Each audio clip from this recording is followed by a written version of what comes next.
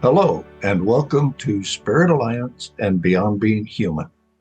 My name is Marty Rawson. I'm one of the pilots here at Beyond Being Human. And today we have a very special guest. This lady is very remarkable, and she was one of the first people that Spirit led me to on my incredible journey that started several decades ago. She holds a very special place in my heart, and I wanted to give her a chance to tell her story and share with the world some of the beauty that this beautiful little soul has. So, Kay Chapman, welcome to the show, and thank you so much for joining us. Thank you, Marty. It's a pleasure and an honor, actually. I'm happy to be here. I hope I have something that catches the ears of someone who's searching and piques their interest even more. I'm quite positive you will. What the first question that I wanted to ask was, how did you get started in channeling? I had a dear friend some many years ago. We've lost touch, but she is clairvoyant, and we got to know each other. And I found out that she did readings, and at first I thought she meant readings at a library, or reading from a book, or reading to kids or something. I did because I tried to always follow my heart, but I figured everybody did that. And anyway, I found out that she meant something very different. And I was like a sponge. She said she did readings and explained what it was. And I said, when can I come? And after that, it was just, I couldn't get enough. But I was not interested. I didn't want to have to learn tarot or astrology, because I wanted it now. I just wanted to do it. So we played a lot with it. And one time she was giving me a reading, and she said, Spirit was there, of course, and they said that I could do this. And well, she used tarot cards. She didn't need them, but she used them because she said it helped the other person relax. They would focus on the cards, but she wasn't reading from the cards. She told me they were saying that I could do this, and I thought, though, that's nuts. And we don't know all that we have inside ourselves. We just don't know. But there's far more there than what we could dream about. So eventually, I just started playing with it with her.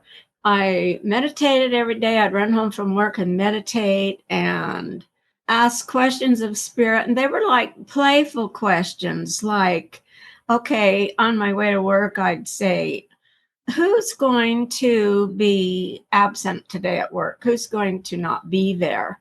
And I'd try really hard to just clear my own self, my own thoughts, and see what would come in. After a while, I learned to trust it, but that's tricky, because you're always thinking, oh, did I think that? It's just, and also at least for me, I had to kind of practice keeping myself out of it. I just wanted it to be spirit. Whatever I was saying, I wanted it to be from spirit. So I had to work on that and trusting, because doubt is our greatest impediment. And so I played, and I would say things like, if I was going to town or to a store, grocery store or something, I'd say, am I going to find a close parking place? and I'd try to hear and answer. And the more I played with it, the better I got at it. It's such a reverent subject. It's so, well, it's so spiritual. But so we tend to take it too seriously, or we try to delve into it with a great seriousness, when spirits have personalities also, and they like us to enjoy. We're here for many reasons, but they like us to enjoy, and this is one of the subjects that I enjoy greatly. And like I said before, I just couldn't get enough of it. Eventually, I started doing readings. It was scary for me, and I would lay out tarot cards, not knowing what they meant at all, but it helped me relax. Actually, what I used initially was a deck called Soul Cards, and they're beautiful paintings, pictures, but they didn't have any meaning. I could focus on them and listen to spirit much easier. And instead of worrying about the person watching me and waiting for something, so I had to get that part out of my mind, because that can be very nerve-wracking, at least for me. And it also helped the person who was seeking information relax more, because they were also looking at the cards and seeing whatever they saw, or just enjoying them. One of the first things I learned was how to clear myself, and that's very, very important. I think everyone develops their own ritual for that, and it probably changes over time. But the one thing that I would absolutely not want to do in any way is to mislead somebody, misinterpret what spirit is trying to give to them. That would be terribly dishonorable in my view. And so I really worked at making sure what I was giving was their words. And if I tried to say something, if I was saying something and trying to get it out there, and I was using the wrong word initially, like if it was too soft or too hard, then I wouldn't be able to get the word out, because I could feel them pulling it back. That's fun to me, because absolutely they are there. And some things that are really hard to get out, because the person receiving the reading they could take it very negatively. I mean, it could be hurtful to them. It could be something they don't want to hear.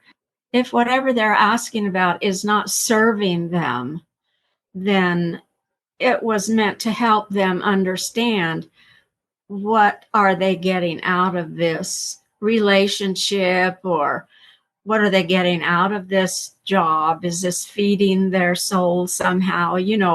Just any subject.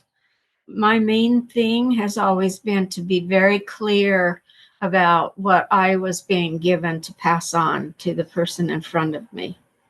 The first time I felt spirit that I remember, well, I will say this. When I was about 4 or 5, I was very much enthralled with Jesus, felt a great infinity with him. And of course, I didn't understand. I just knew that was his name. And I wanted to be where he was. And across the street from where we lived, there was a church.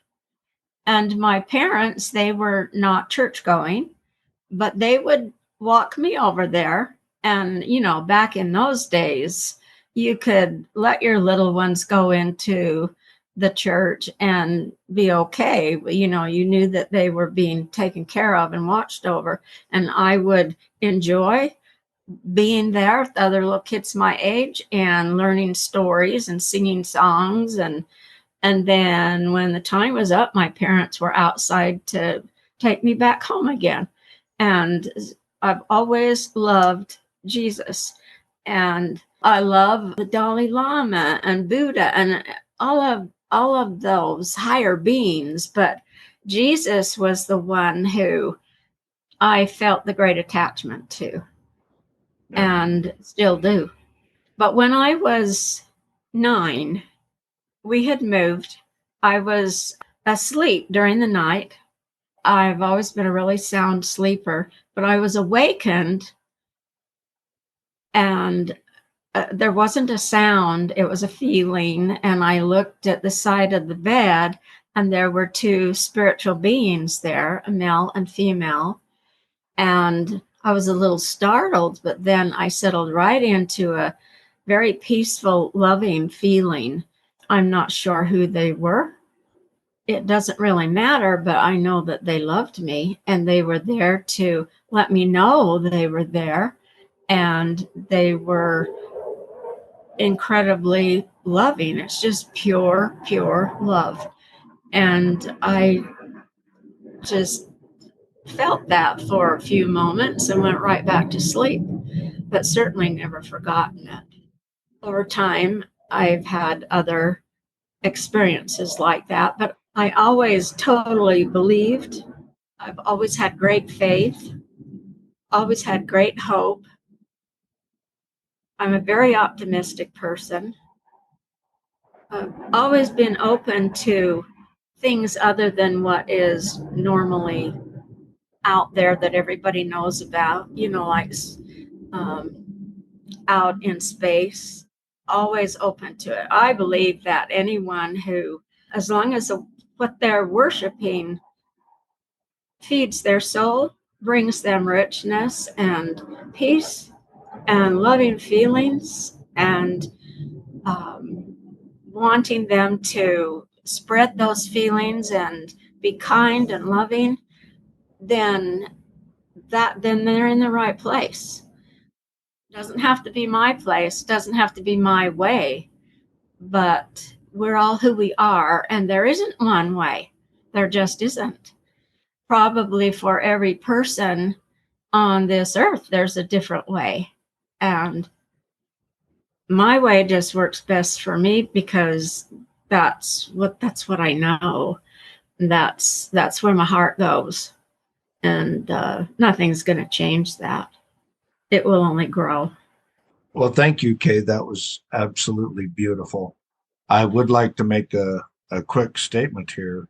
You spoke about your deep sense of integrity, and I can vouch for that. The first reading that I had from you was after my first act of divine intervention, and Spirit led me directly to you. I will never forget it because I had a legal notepad that I had filled with 2 columns of questions that I had thought up while I was waiting to have the opportunity to have this meeting with you. And you immediately started talking, and I remember it was such a real-time conversation with my angels that I could practically see them.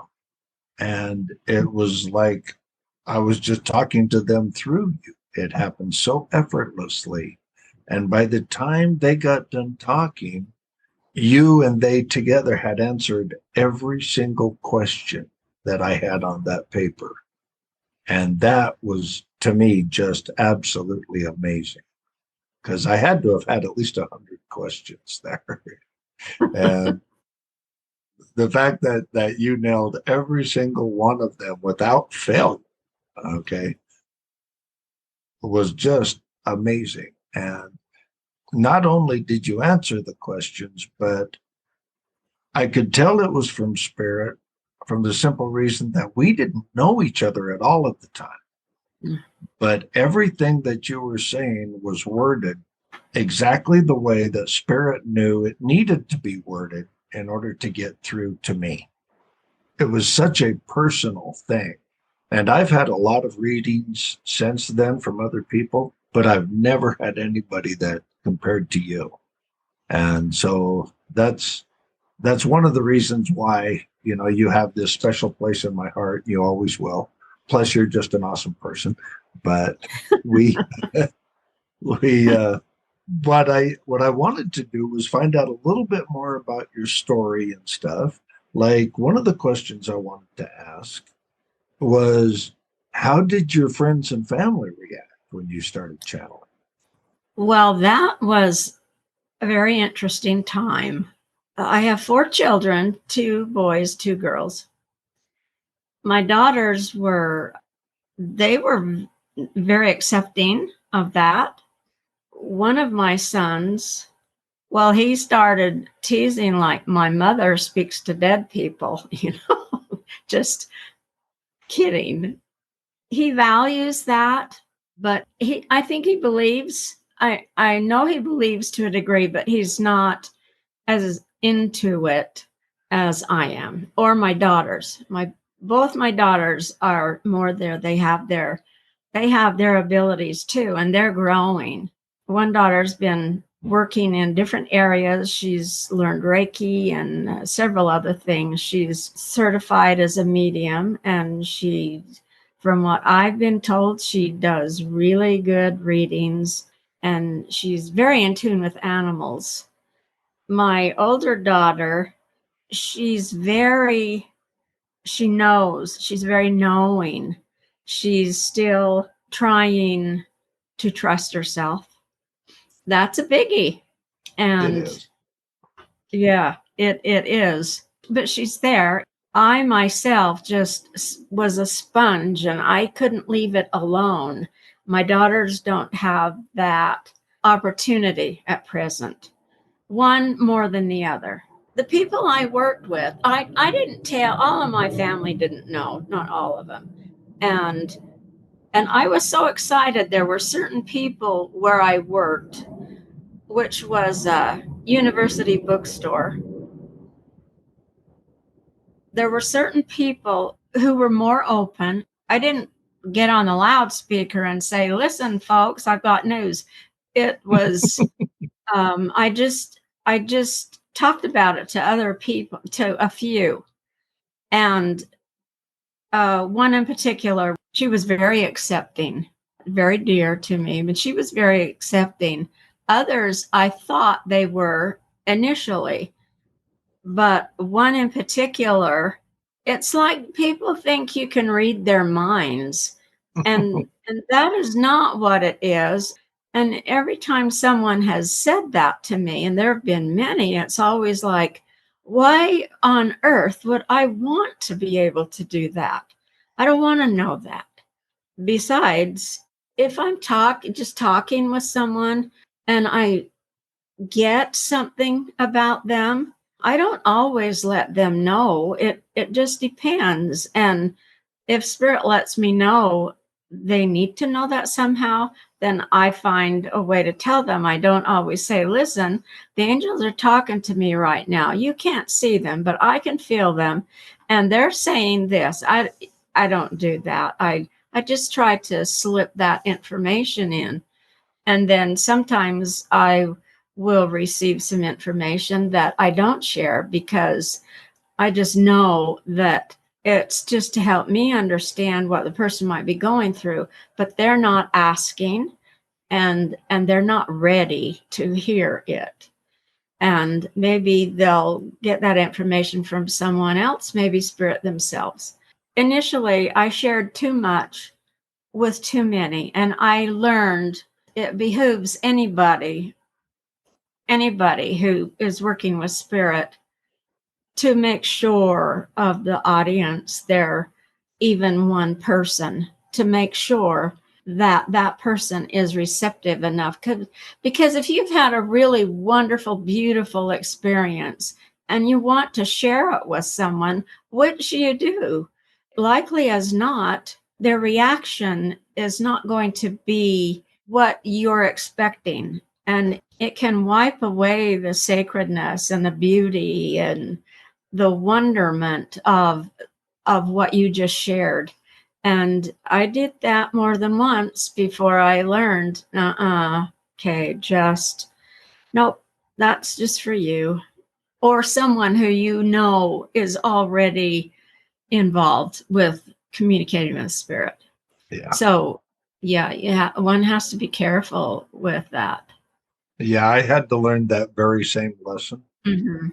One of the things that I have since really rejoiced in is the fact that as my life turned, the first thing that Spirit did through you was lead me on a path to heal my life so that Mm-hmm. I could heal some of the damage. I didn't even realize how damaged I was. Yeah, And I'm still working on myself, and I always will be. There's no right. doubt about that. But yeah, who you talk to is very important, and or should I say, who you don't talk to. Mm-hmm. Many of the people, before you get on the spiritual path, this sounds kind of harsh, but not everybody's your friend that you think is your friend. Oh, that's exactly true. And what I had happened to me was almost everybody in my life disappeared. All of my old friends just Mm-hmm. faded away and disappeared. And just about the time that I started to feel really lonely, the Spirit started bringing all of these wonderful people Mm-hmm. into my life. You and your daughters and so many others that have come into my life. And that's one of the beautiful side effects of actually healing your life and doing the spiritual work is that you raise your vibrational frequency, and pretty Yeah, soon you're attracting people that are actually really friends. They have good wishes for you.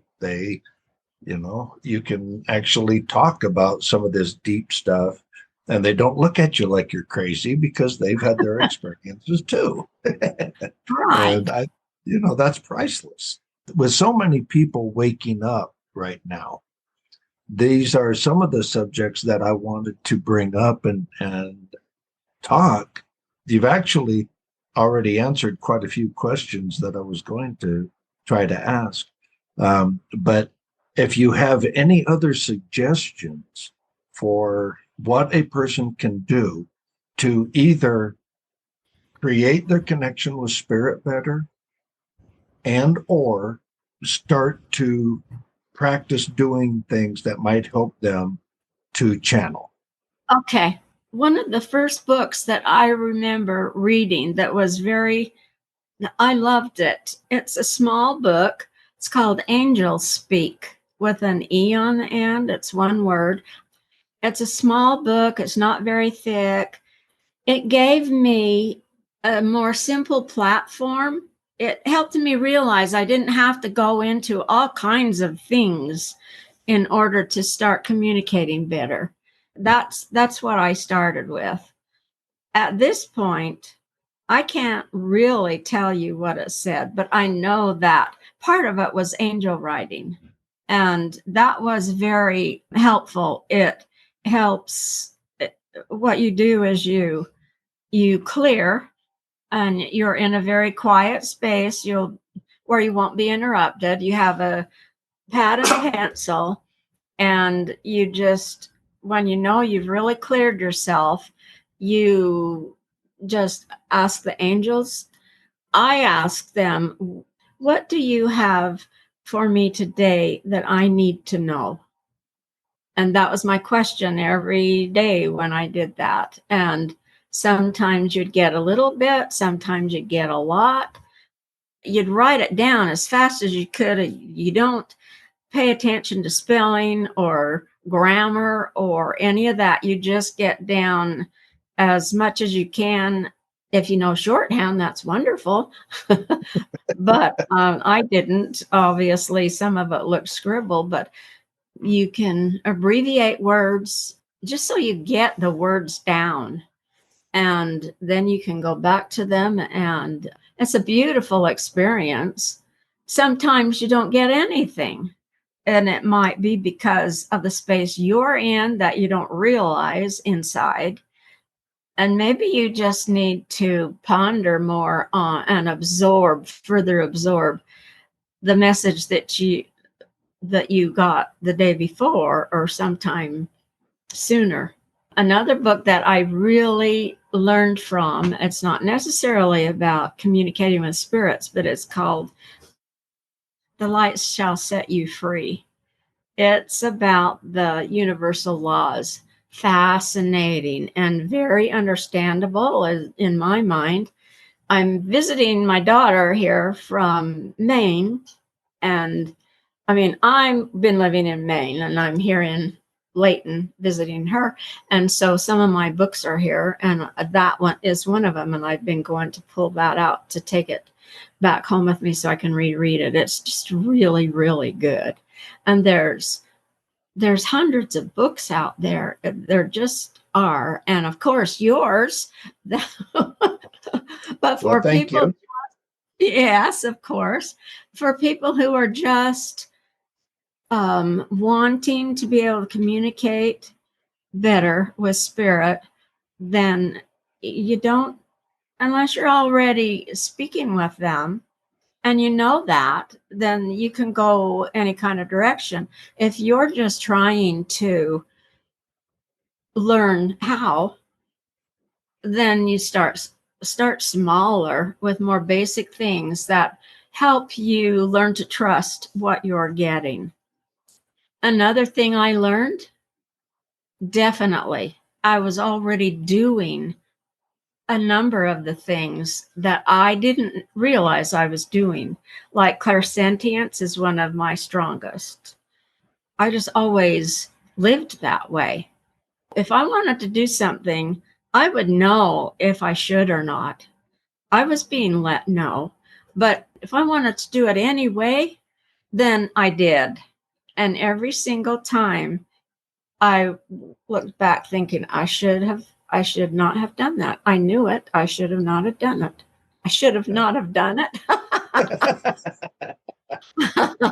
You know what I mean. Yep. But I thought everybody lived that way.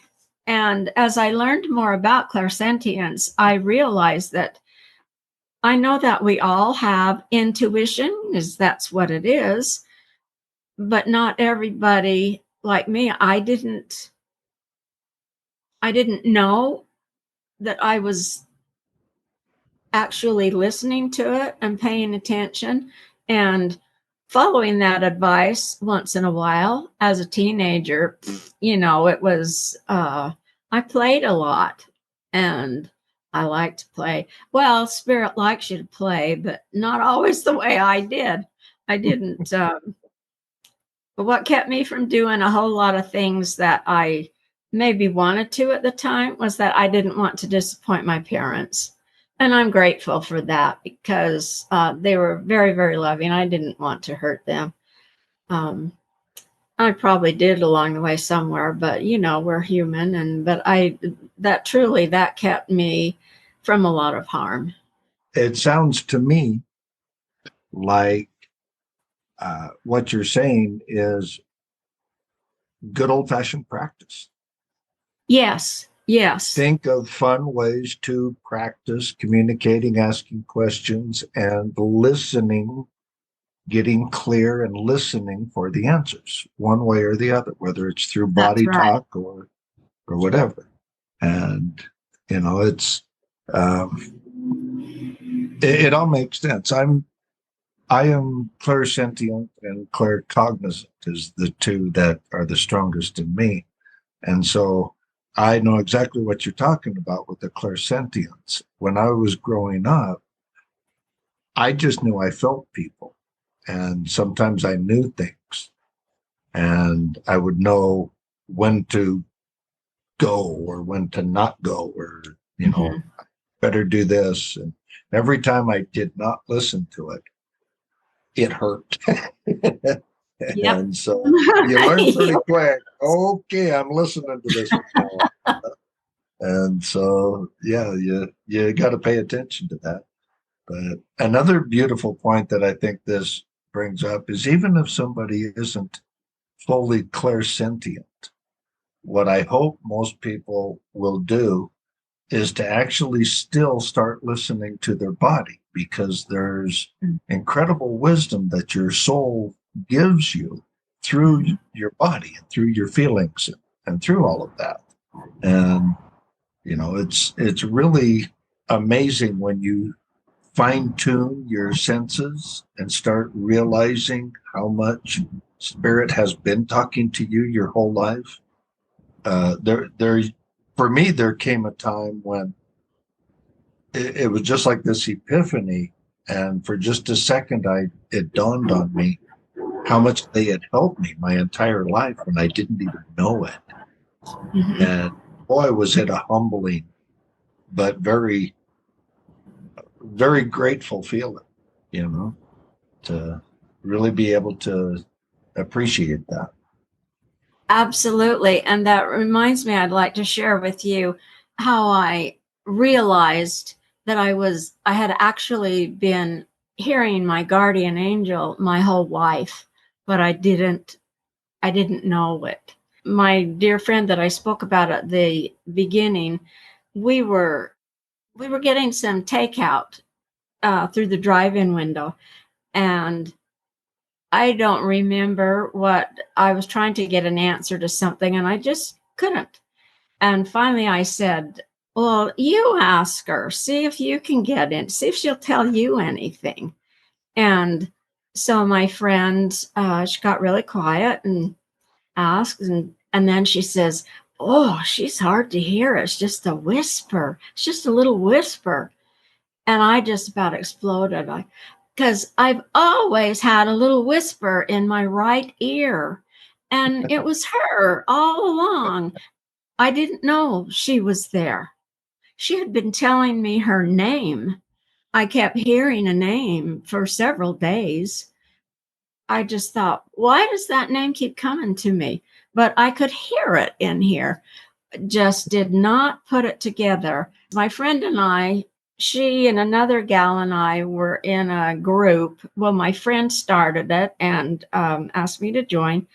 They were mostly ladies. It was a smaller size group, and we were learning how to see energy and hear spirit and angels. And I was walking in with two others. My friend was one of them. And I said, I keep hearing this name in my ear, and I don't know what it is. And they both looked at me like, well, duh. And they were like, are you sure you don't know who that is? Well, that's your guardian angel. That's her. And because they were, especially my closest friend, she could hear and see. She had, all of those, and had always had them. But anyway, I was trying to hear, and I had been all along. And that's why I said earlier, a lot of these things we're already doing. We just think we don't know. They're so natural to us. Yeah, we need to pay attention. Sometimes we're carrying a spirit with us. All that this has happened to me. I didn't realize that spirit had been with me all along, or for a long time anyway, until he left. And then it felt like a void back there. But by then I realized I knew what had happened, but I didn't realize it until he had gone. But, someone else comes to help when they're needed, and they know when they're needed before we do. Yeah, that's what I was going to say, long before we do. Yeah. Yeah. It's just enormous fun. I'm able to feel and see and hear, and not all of it all the time. But I had a friend, this has been years ago, his daughter was murdered. He left me a message on the phone, and when I heard the message, he said, due to the murder of my daughter in Florida, I will not be receiving any calls for 2 weeks. And I was in total shock, but he was standing in front of me. I could have touched him, He was absolutely standing maybe 2 feet in front of me. He was just like his body was there. It was really phenomenal. Wow. Yeah. And my mom, they appear in different ways, in the ways I guess that they want to, and the way that we will accept more easily at that time, or in a way that they know we would appreciate. My mom has been gone since 2005 and had a scary experience with my youngest son back in Maine. Of course, I'd been praying and, everything you do, it was scary. And when he was on his way home, I could see my mom, who was just tiny, and she was a lively little feisty cutie pie sweetheart. And I saw her silhouette in this brightest gold color. It was like gold lame, if you're familiar with that, but it was immensely more bright. And she was going, "Oh, goody, he's on his way home. He's coming home." And that's my mom. And I knew immediately who it was. It was just beautiful. It was breathtaking. And they are there for us, and they'll do anything they can to help us learn that, take it in, and run with it as far as we can.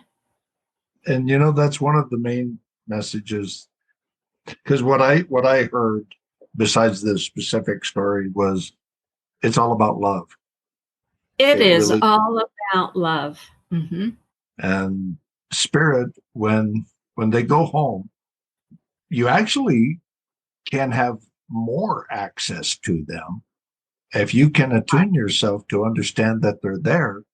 Right. Then you can actually have more access to them when they were alive, because they can be with you at any moment. Just send out loving thoughts towards them, and they're here. It's really awesome when you actually understand that, we are light beings running around in a meat suit. And so if you give yourself permission to have the relationship with spirit that that you always have, that you always have had, then you can have it here too. That's right. Absolutely. That's what they want. Yeah. When I open my eyes in the morning, about the first thing that I say is, good morning, brothers and sisters. And because that's what I consider them. They're my brothers and sisters, and I love them, their family. And good Lord knows I trust them a lot more than I do most humans. So, yeah, I'm with you there. So I know where my relationships are going. We want to have these guys on our side. To some people, this probably sounds quite bizarre, but when you actually make it real and live this way, your life becomes magical. Oh, yes. Things happen that you never would have experienced otherwise. That's You right. just open up so many doors that it's just such a beautiful aspect of life. And you go, how did I ever live without this? I know. That doesn't mean that we're not going to have troubles and worries and scary things, accidents, illness. It doesn't mean that we're going to have a blissful life all the time, but they are there to help us understand better what we're going through and help us cope in better ways and know that we'll get through it. And that's the thing, is you eventually learn that it's your response that changes. Yes. You still go, but your response changes. That's a reflection of the level of mastery that you've begun to make. That's right. I want to say one thing that's important. As you communicate with spirit more, you're going to find that you're going to be dealing with your own set of weaknesses our shortcomings and all of those things that hold us back, we're going to be dealing with them and working through them.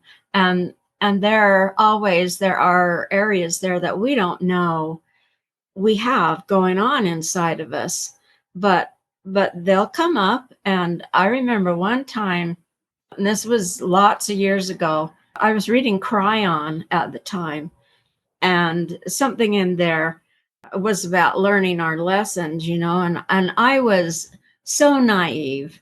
And I remember I was lying on the couch reading, and I finished this chapter, and I said out loud, well, if I don't want to carry this baggage around, whatever it all is, so just bring it on. Let's just have at it and get through it all at once.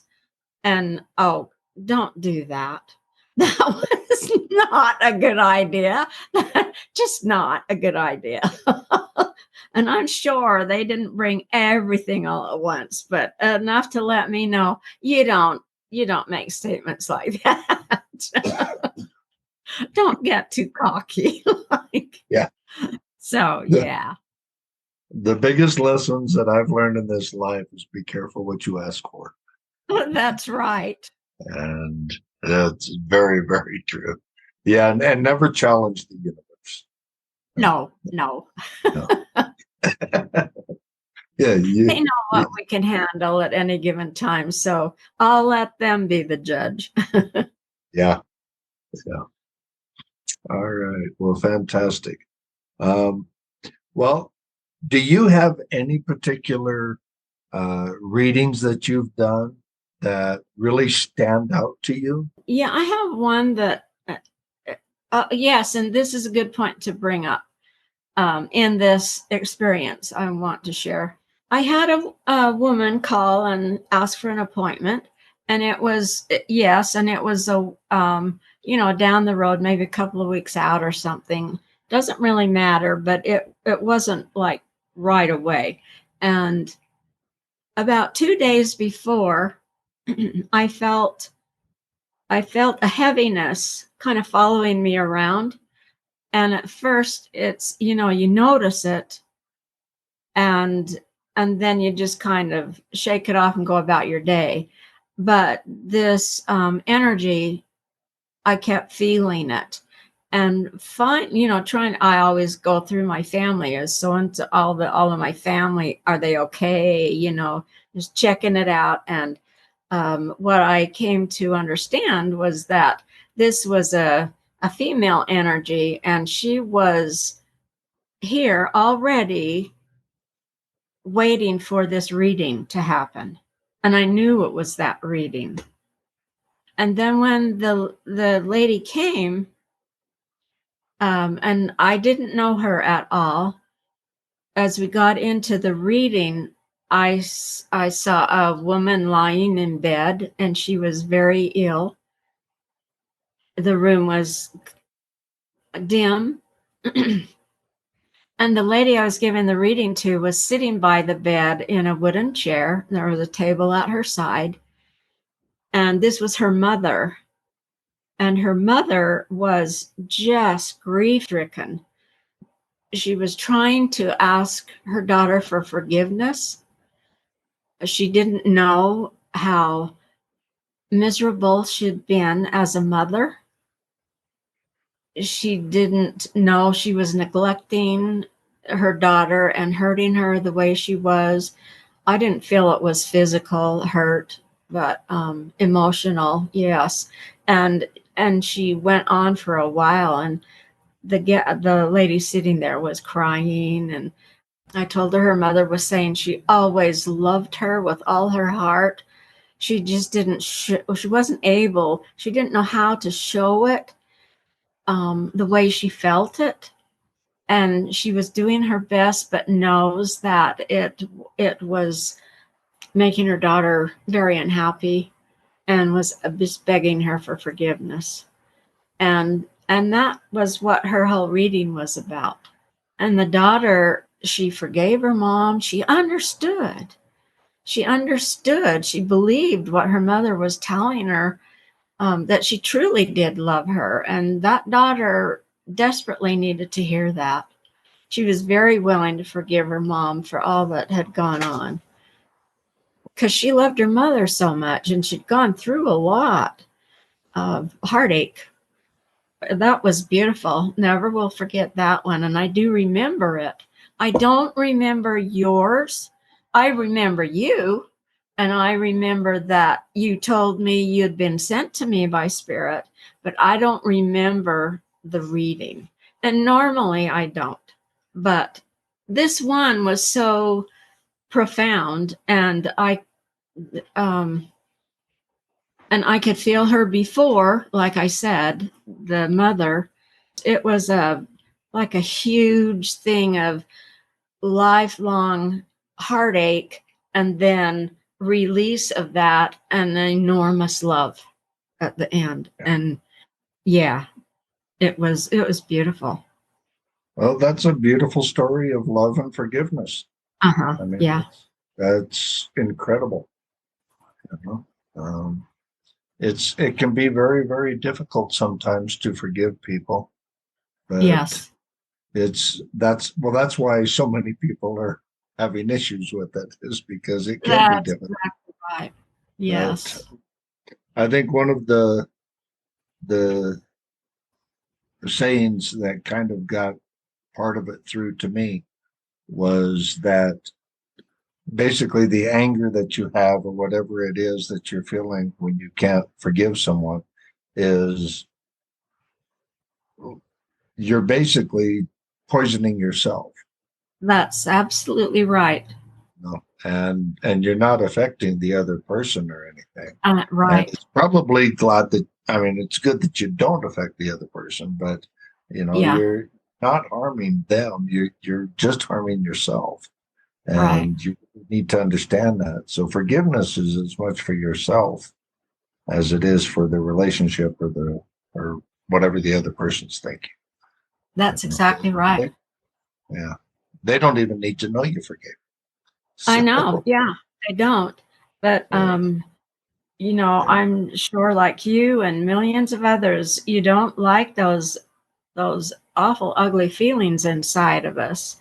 And but sometimes they're so normal that you don't know that it's not normal. Whatever yeah. normal really is. But you I, don't know that it's eating you inside so much because that's your norm. yeah. Yeah. Yeah. So, So when you start working with Spirit, you learn how to help yourself start cleansing yourself. So you have more room for Spirit to be, and you have more love to give and more love for yourself. And it's just beautiful. It's yeah. just beautiful.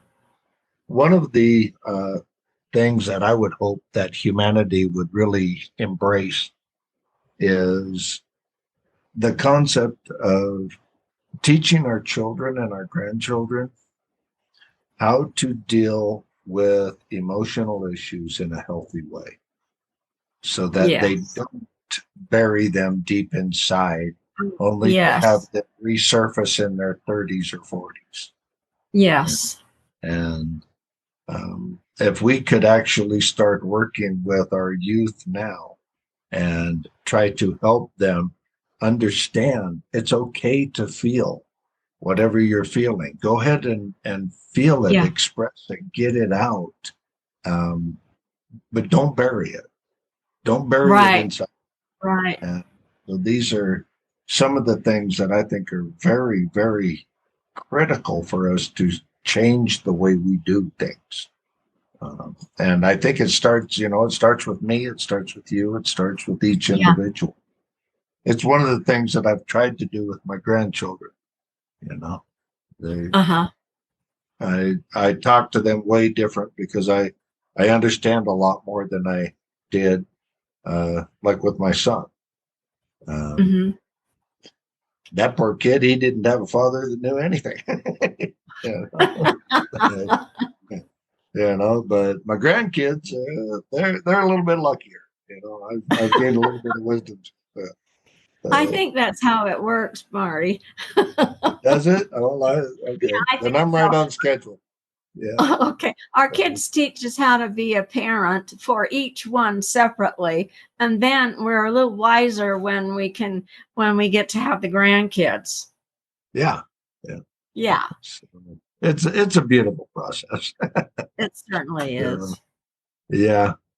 I want to express my heartfelt love and gratitude to you, not only for you helping me to heal my life and setting me on this journey with spirit, but also for the hundreds, if not thousands, of other people that you have helped throughout your lifetime.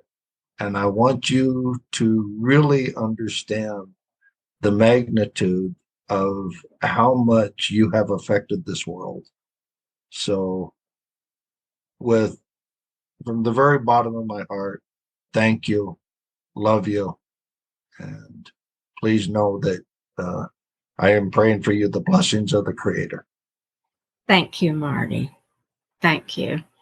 You know, I feel the same about you. Shucks, thanks. Gosh, thanks. All right. Well, I've really enjoyed this. I have too. It's great to sit down and we've actually covered some topics that we've never even talked about before, which is kind of cool. So, yes, it is. Anyway, maybe sometime in the future we can do this again. I would love to. Okay. I'd love to. Okay. Well, thank you so much. I really appreciate it. And you have yourself a wonderful evening. I will, Marty. You too. Okay. Thank you. Bye-bye. Love you. Bye. Love you too. I would like to take a quick moment just to thank everybody that's joined us. And I really appreciate you joining us for this show. We will have many more to come in the future. And we're going to be covering a very wide variety of topics with incredible people. And please join us on Spirit Alliance and Beyond Being Human. There is so much going on with this platform and with Spirit Alliance that there's something in it for everybody. And we really want to welcome you and just join our tribe. And I guarantee you, you're going to find a lot of love and interesting conversations. So we look forward to seeing you in the future and have a good day.